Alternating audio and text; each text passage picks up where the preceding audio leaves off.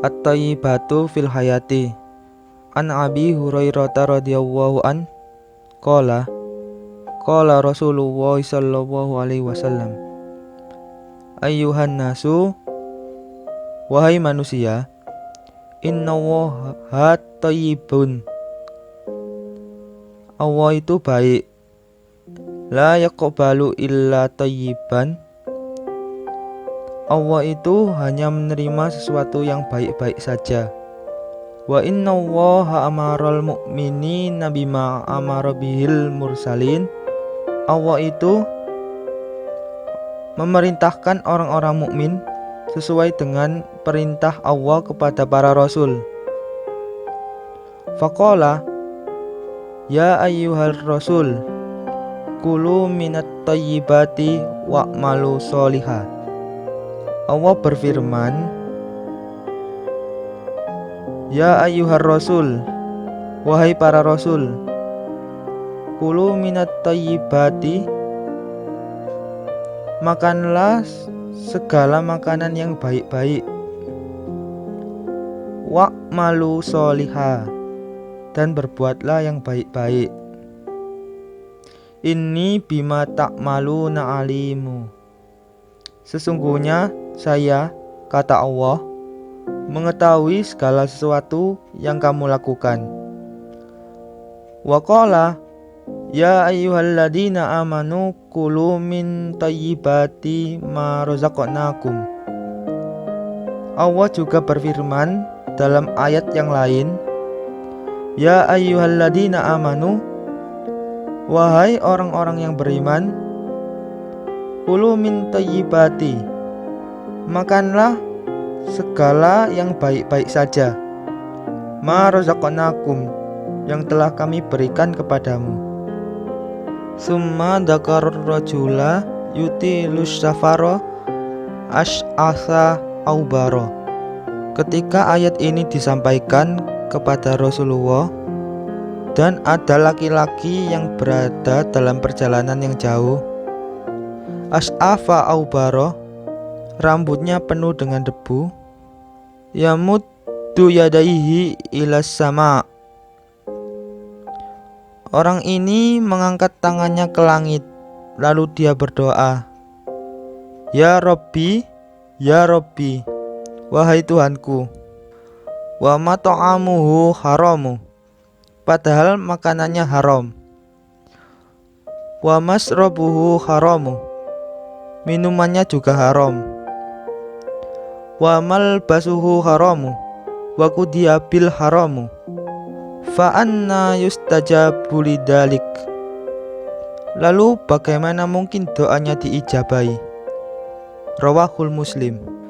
Ma'anil mufradat. At-thayyibu minal a'mali maka naqalisa lillah, wat thayyibu minal arzaki maktasaba an tariqil halali. Minal a'mali maka naqalisa lillah, segala sesuatu, segala tindakan yang murni karena Allah Subhanahu wa taala. Wat thayyibu minal arzaki maktasaba an tariqil halali. Kalau arti kata at-thayyib digunakan dalam pengertian rizki, maka maknanya adalah rezeki yang didapatkan dari cara yang halal. Itu yang namanya thayyib.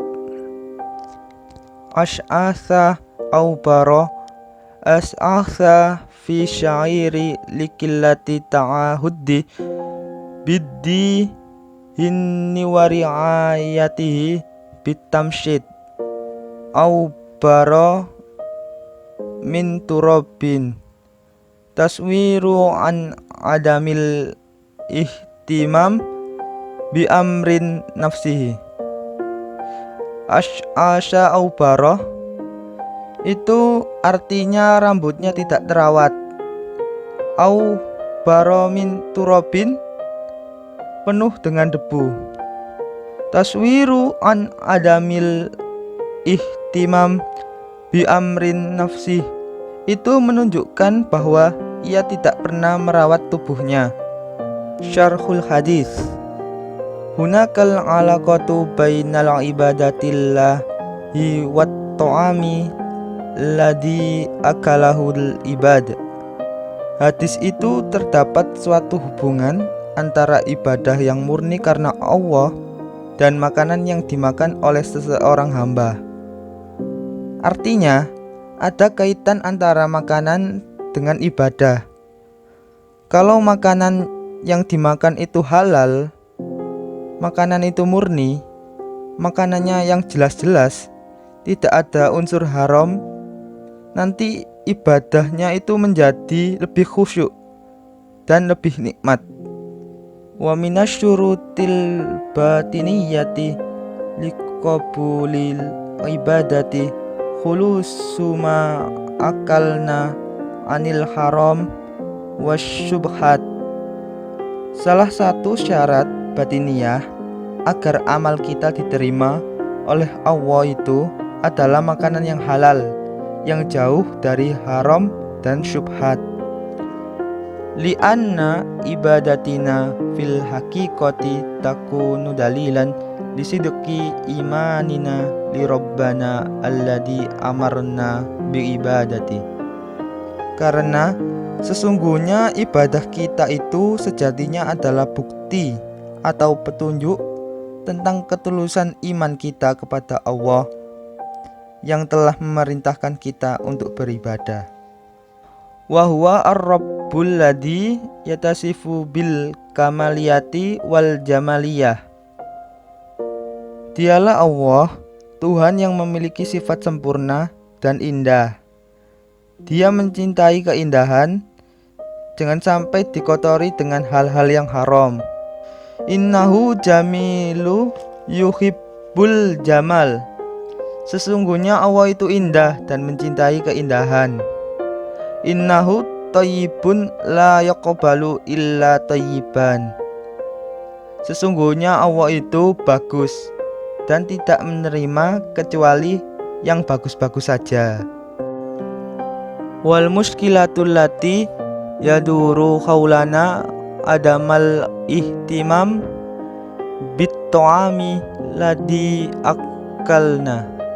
Yang menjadi masalah, kita itu tidak pernah memperhatikan makanan kita, apakah sudah jelas haram atau subhat.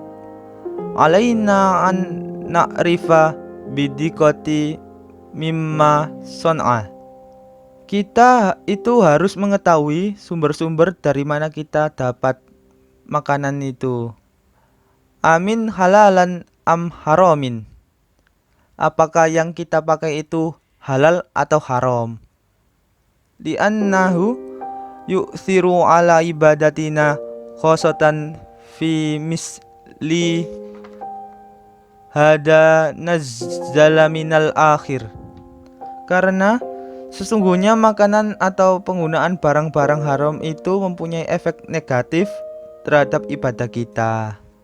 Al-ihtimamu bil ma'kulat kulilan jiddah. Orang-orang yang memperhatikan makanannya itu sangat jarang sekali. Wadhalika laqad asyar ilainan nabiyyinal mustafa fi haditsil ladzi rawahul Bukhari fi sahihi. Sayati 'alan nasi zamanun la yubalil mar'uma ukhida minhu aminal halalin am minal harami.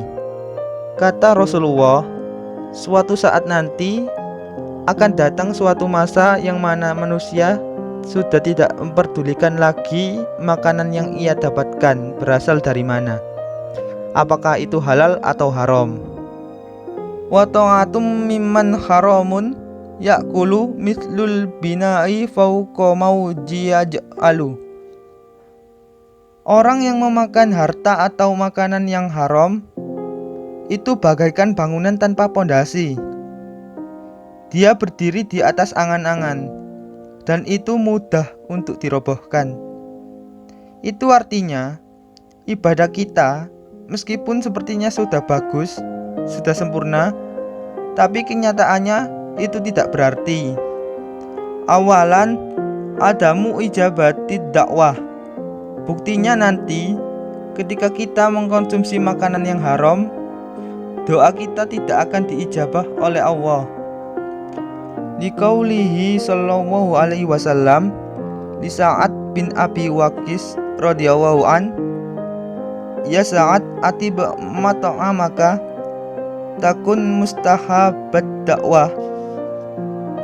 Ya Sa'ad, wahai Sa'ad, atib mat'amaka, perbaguslah makananmu, perjelaslah makananmu, ambillah yang halal. Takun mustahabat dakwah, engkau akan menjadi orang yang diijabahi oleh Allah. Kata Rasulullah, wa hadal haditsu tatamasya ma'al haditsu sabiq. Dakarahul ladzi tuhaddasa an rajulin ya'kulu wa yashrabul haram summa yadi'u wa fa anna yustajabi. Fandur rahimakullah ila asarin aklal haramin fi man'i ijabah lidua.